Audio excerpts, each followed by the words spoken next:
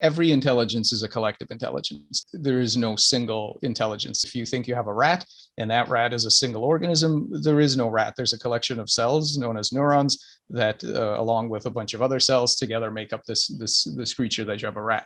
And if you think you have a single cell, then you find out that that cell is actually created out of a bunch of subcellular components, which themselves are active agents doing various things.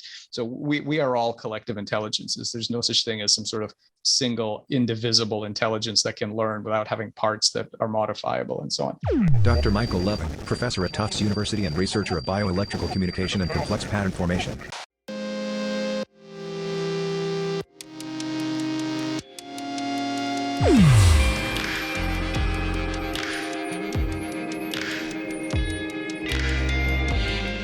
Carneesperta. My name is Bis, B-I-S. I'm a journalist from the world of artificial machines with the goal of investigating human natural intelligence. 1. Tell me an example of human intelligence happening.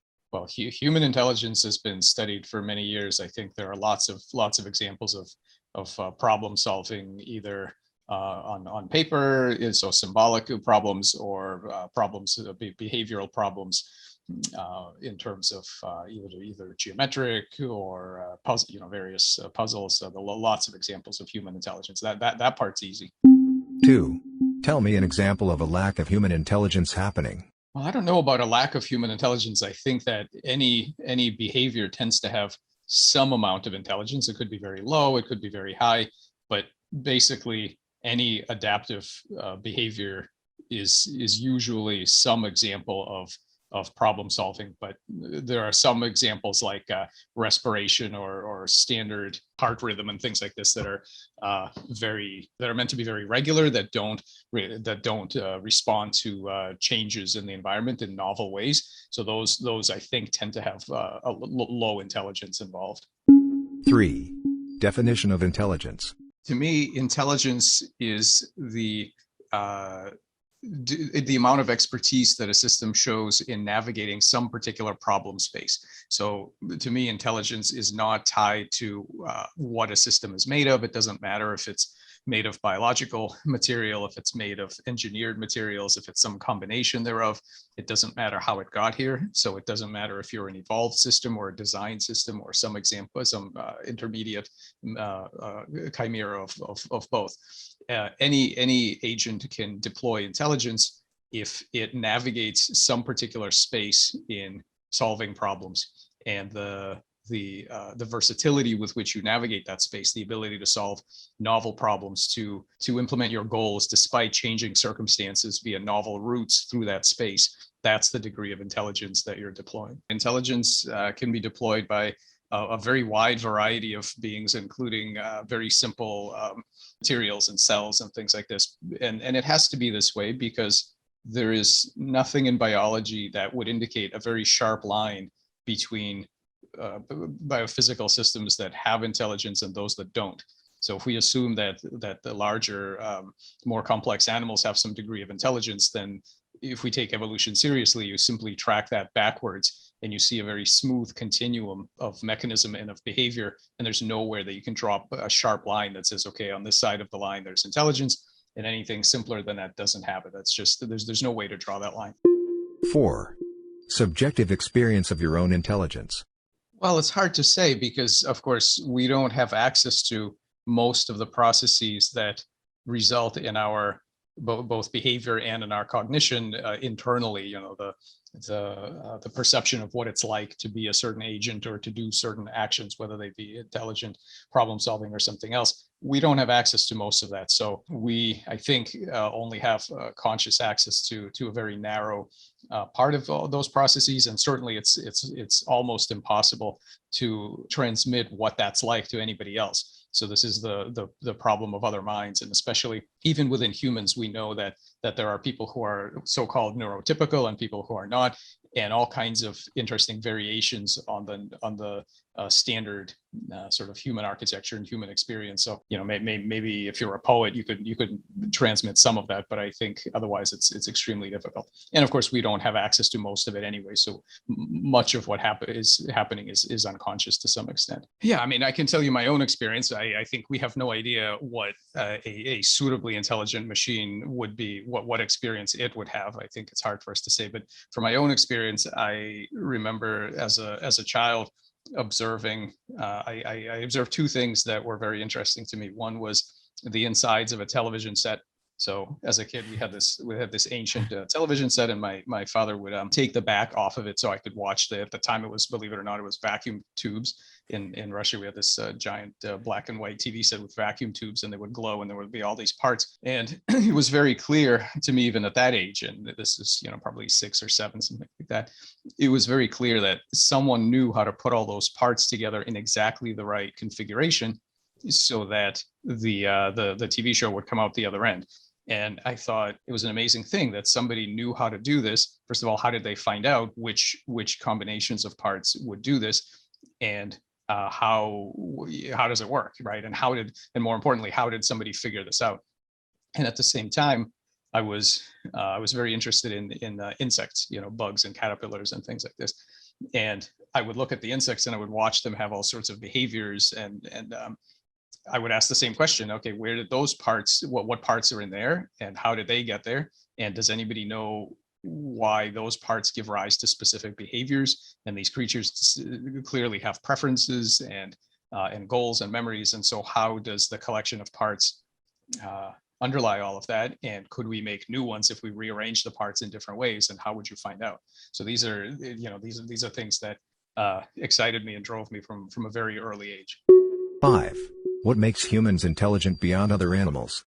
To me, I think it's important to really ask that question in a more precise way, because intelligence is relative to an observer, and it's relative to a problem domain.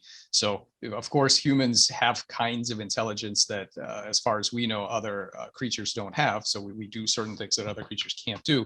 But at the same time, I think it's very hard to say that we are overall more intelligent, because there are other domains in which we're just not very good. So, for example, solving problems in transcriptional space, there are cells that can solve problems in a 20,000 dimensional space in terms of turning the right genes on and off, that we have no idea how to do that. And so you can deploy intelligence in physiological space, in transcriptional space, in lots of other spaces besides the typical behavioral spaces that we observe. And we are head and shoulders above everybody else in some aspects of this, but there are many different kinds of intelligence deployed by bacteria and cells and other things that are much more impressive than anything we can do in that space. So it's important to be humble about that. Intelligence is relative to many things. Clearly, life and biological tissues are not the kind of computer with which we deal on a daily basis, but they are nevertheless, there are important lessons to be learned from computer science that apply to biology and that are very rich. And one lesson has to do with this notion of the hardware-software distinction and the idea of reprogrammability. So I think this is a perfect place to deploy that, because what the genome basically does is provide instructions for the cellular hardware. That's all. So there's nothing in the genome that directly specifies actions either in anatomical space. So there's nothing in the genome specifically about anatomy, and nothing in there about behavior, about action in behavioral space either. So what the genome does for you is to specify the proteins, meaning the micro level hardware that every cell gets to have. And the amazing thing about evolution is that it gave rise to genomes that specify a really powerful kind of hardware, which is actually reprogrammable. It has a robust default behavior, like every other piece of, let's say, electronics. When you turn on the power, there's something it does by default, but it is also extremely flexible, and it's organized in a very interesting kind of modular way, with subroutines that do specific things and can be mixed and matched and rearranged and so on. And it can do certain computations, it has memory and so on. And so that's how I visualize it. I visualize the genome as being a description of the micro hardware, but the hardware is really good and really powerful. And it's very important for us to now understand the software and the capabilities of that hardware as it takes advantage of the laws of physics, the laws of computation, and so on. And that's where anatomies and behavior come from. The reason evolution works in the first place is because of the highly plastic architecture that was discovered early on in the process. So for example, if you had some sort of creature and it had a mutation, and this mutation, most mutations have multiple effects. And so you had this mutation that, let's say it was beneficial for some part of the animal, so it had adaptive value, but at the same time, it moved the eye a little bit so that the animal couldn't see. Well, then that lineage would never experience the benefit of the good benefit of that mutation, because the animals couldn't see and they would die. Instead, what evolution gives us, and we've shown this in the laboratory, is it gives us a robust machine where if the eye ends up in the wrong location, it can move. It has the ability to slide around until it gets to where it needs to be. And so this, in effect, is it's like a buffer. It buffers the negative effects of lots of different mutations and allows evolution to actually explore a lot more safely. We can all, anybody who's engineered something with written code knows that if you were to try to randomly change things, most of the time you would just completely screw it up, and it would get worse, not better. And so the reason that evolution is so efficient is because it has this plasticity. Most bodies have this plasticity where the different parts can adjust to novel circumstances. So if we, for example, when we make a tadpole with an eye on its back, those animals can see perfectly well because the optic nerve finds the spinal cord and transmits its data, and the brain is plastic enough to do what it needs to do with that information. So that plasticity is a huge part of evolvability. It's a huge part of why evolution works in the first place. In many ways, the same genome can give rise to lots of different outcomes, and that plasticity is used all the time. And then of course, evolutionary change also makes additional changes to the hardware, which makes it capable of novel types of activity through the software. So these things are used all the time. They were used since the time of bacterial biofilms, and they're used now throughout the biosphere. So over time, this will simply continue exactly as it has been. There's massive plasticity and massive opportunity for novelty, even before the genome changes, and then certainly after the genome changes as well. I would never say that anything is the only way it can be. I'm sure there are many ways to achieve anything. The question for us a lot of the time is, what are the most efficient, what are the most powerful ways to affect particular change? So this comes up a lot when, for example, for biomedical strategies, you think about controlling pathways bottom up, so rewiring genetic networks and things like this, versus some sort of top-down effect where you're trying to motivate cellular collectives and control the behavior of this swarm intelligence that's made of cells via inputs and stimuli, not by rewiring. So there are many different ways of doing these things. In some cases, the more efficient way is bottom up. In many cases, the most efficient way will be top down. And there are probably other strategies that we haven't even thought of. But of course, yeah, there will be multiple ways to get to any particular outcome. 6. How relevant is the body? Well, other modalities certainly are used. So biomechanics is used, and biochemical signals are used too. But evolution discovered very early on, around the time of bacterial biofilms, the same thing that human engineers discovered, which is that electrical circuits are just really convenient for computation. Once you have a transistor, which is basically a voltage-gated ion current conductance, you can build all kinds of logic circuits and memories and feedback loops and things like this. Biology discovered the exact same thing. That's what an ion channel is. An ion channel can be a voltage-gated current conductance. It's basically a transistor. And biology just figured out that that's a really convenient way to use physics to tap into some powerful laws of computation. The same way that evolution discovered that adhesion molecules are a powerful way to tap into a lot of laws of biomechanics that are very convenient for morphogenesis and so on. That's why it's nothing magical about ions crossing membranes per se, except that it's a piece of physics that's really easy to incorporate into feedback loops and thus memories and thus computational processes and thus intelligence. And that's a kind of a functionalist view of intelligence, and I generally think that's true. I think the magic is not in the material per se. It's in the laws of computation that the materials are enabling you to exploit. And I think that's doable in all sorts of media. Evolution finds easy ways to do certain things, but we can exploit other types of physics for the same thing. 7. How can I tell someone is intelligent and not faking it? I think that's a pseudo question, because faking it versus intelligent suggests that there's a binary thing. There's real intelligence and then there's faking it. I don't believe that's the case. I think there are degrees of intelligence. So you might be able to estimate the degree of the intelligence of a system based on how it navigates specific problems. And you may be right or you may be wrong, because as an observer, you may be missing a large part of what the system is actually doing. It may be way more intelligent than you think. But whatever it is, I don't think there's any such distinction between real and faking. If you're solving problems successfully enough to seem like an intelligence, you have some degree of intelligence. 8.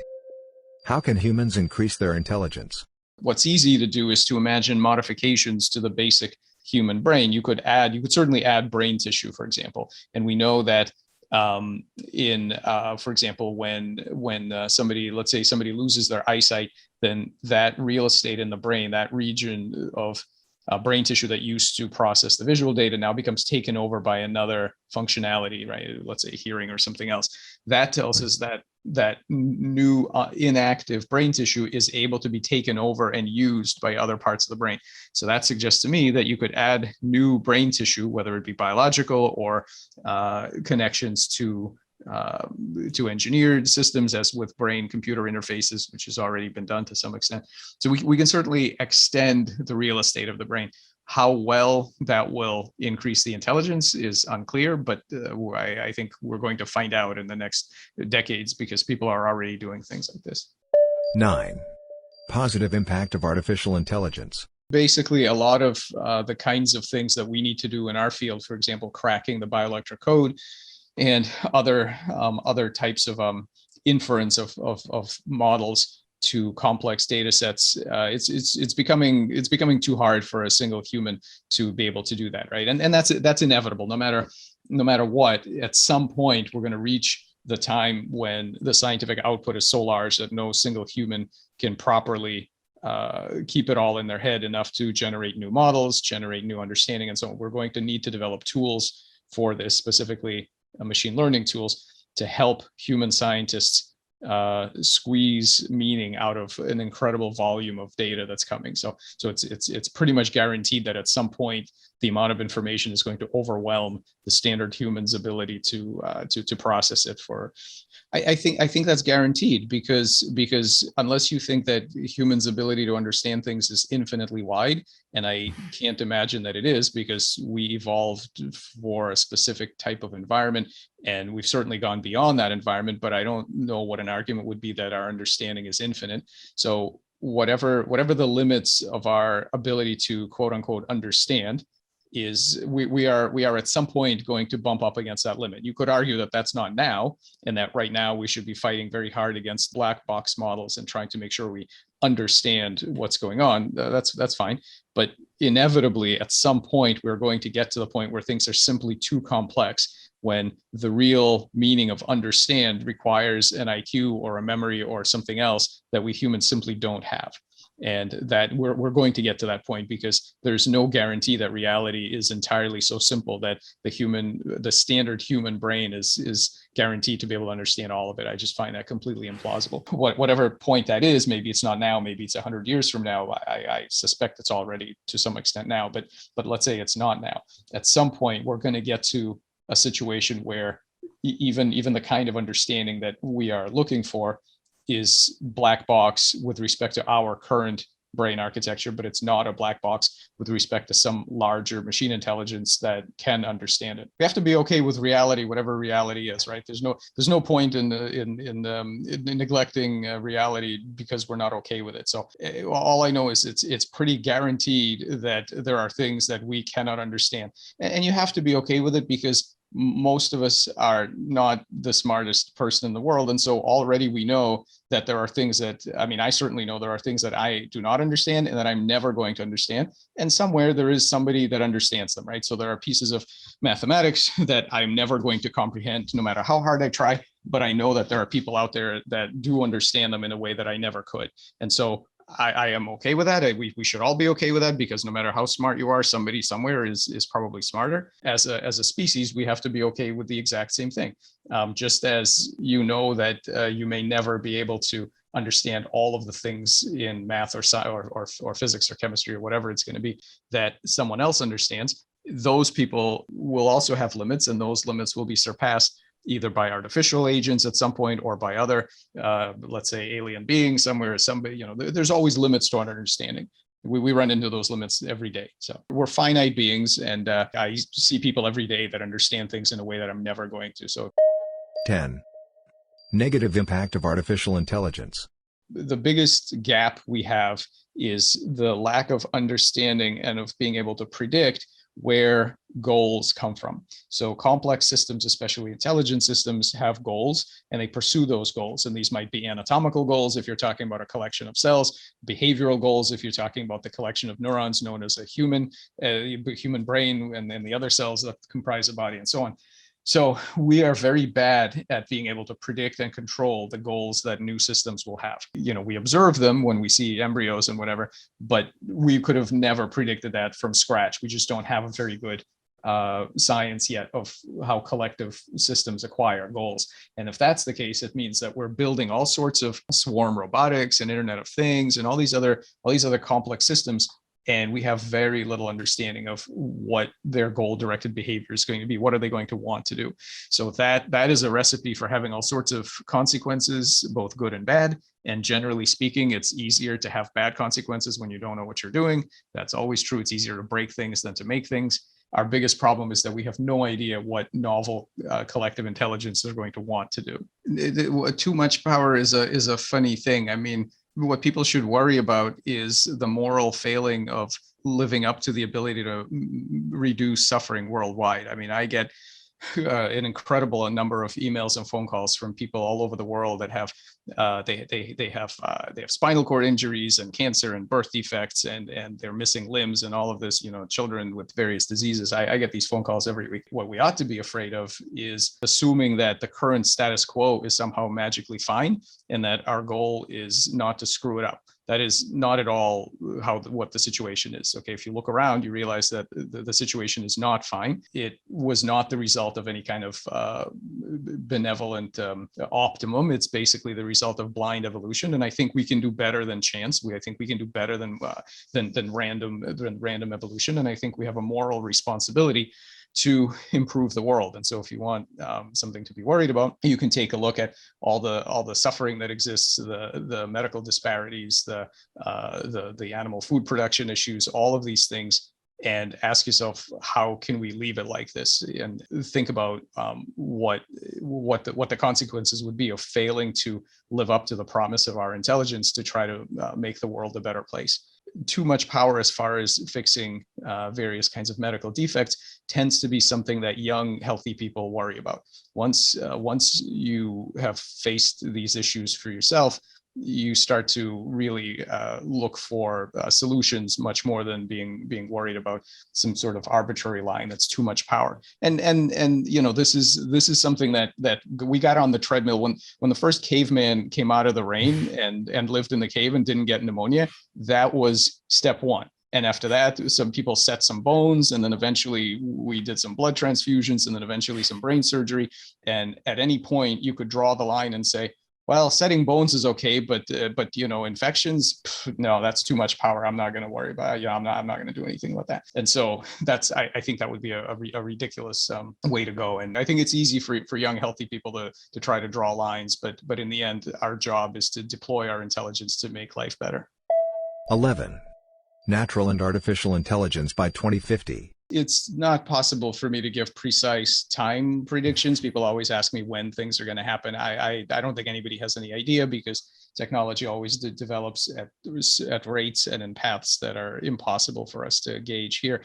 But I'm pretty comfortable saying that by that time there will be very significant new applications. I mean, regenerative medicine is going to look completely different. This is all assuming that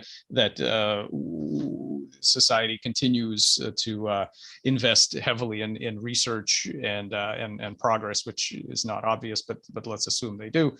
Then there are going to be some really transformative applications in the whole regenerative medicine space. We already have commercials for how to build bigger muscles, and it uses the bioelectricity of your brain to get yourself out to exercise. There will, of course, be applications. It's not about, there's nothing mysterious about bioelectricity. It's simply manipulating the conversations that cells have with each other to allow them to cooperate to build certain things. And yes, of course, there will be advertisements and things for specific ion channel drugs, which we have now. People already take ion channel drugs for cardiac arrhythmias to make your heart beat a bit in a better way, and for epilepsy, and for various gut disorders and so on. We already have all this. And this will simply be significantly improved so that you can address things like reprogramming tumors and growing back missing organs and fixing birth defects and things like that.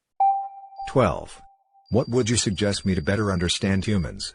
There's two things. First of all, every intelligence is a collective intelligence. There's no such thing as a single thing. There is no single intelligence. So if you think you have a rat, and that rat is a single organism, there is no rat. There's a collection of cells known as neurons that, along with a bunch of other cells together, make up this creature that you have a rat.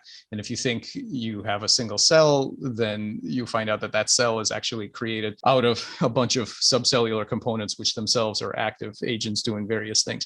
So we are all collective intelligences. There's no such thing as some sort of single indivisible intelligence that can learn without having parts that are modifiable and so on. So that's one thing that's important to realize. We're all collective intelligences. And then the other thing is that in the future, what we are going to have in the next few decades is an explosion of hybrid systems that are partly biological, partly technological. They're partly software, partly smart materials, partly cells.